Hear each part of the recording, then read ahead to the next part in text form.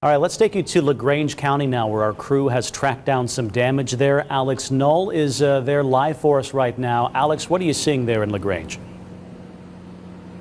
Yeah, Brian, we've been driving in our storm tracker for quite a bit, about 45 minutes it took us to get here to LaGrange, and we came up on some pretty devastating damage left behind by some of those storms, and we were told by neighbors that that storm rolled through pretty quick, only in a matter of minutes. But just right here you can see this tree is completely uprooted onto this home, and it's just some of the more devastating damage that really we've seen in some of the storm systems that have come through recently. I mean, you could really see not only just how wide this tree is, but just how deep these roots even go right here.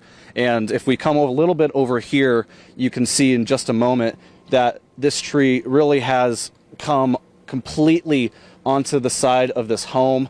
Now, as far as injuries go, not sure the extent of injuries, not only for this home, but in this entire street and this entire area in general. Now, as far as what I've heard from neighbors, the power has been out when these storm systems came through since 9:30, and we've seen crews down the street working to restore some of that power. We've seen wires down, we've seen branches down, and not only are they trying, of course, to restore that power, they're trying to clean the mess up as much as they can. Now, again, like I said, not sure about the extent of injuries or the extent really of the damage besides what we've seen so far. Again, this is some of the only first things that we've seen since we pulled up onto the scene here, but nonetheless, this is some pretty devastating damage that we're just seeing at this one house. But of course, we'll be sure to check out the rest of the street and the rest of the area. And of course, Brian, we will keep our viewers up to date, not only tonight, but again in the morning on our shows, and of course online at 21alivenews.com.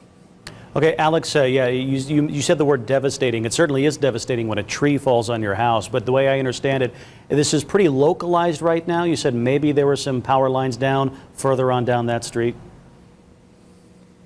It seems to be sort of localized. From what we can hear, again, we haven't been able to see much, but from what we can hear, we hear chainsaws down the road. We see some construction crews, or excuse me, we see some power crews working on some power lines down there. So as widespread as it goes, we're not able to really tell. But at least in this area, again, we are on South Mountain Street. This street, just power completely out. You can see it. None of the houses are showing any power at all. The only power we can really see are from car lights, which obviously isn't impacted by the storm. So as far as localization that you're talking about, Brian, it seems right here on South Mountain Street is about as bad as it gets that we've seen so far. Okay, we are not getting any reports of injuries here, but I know if there are, you'll bring that to us and update our viewers online, and we'll bring you updates on the morning news beginning at 4:30. Alex Knoll and photographer Luis Alvarez in LaGrange for us, gentlemen.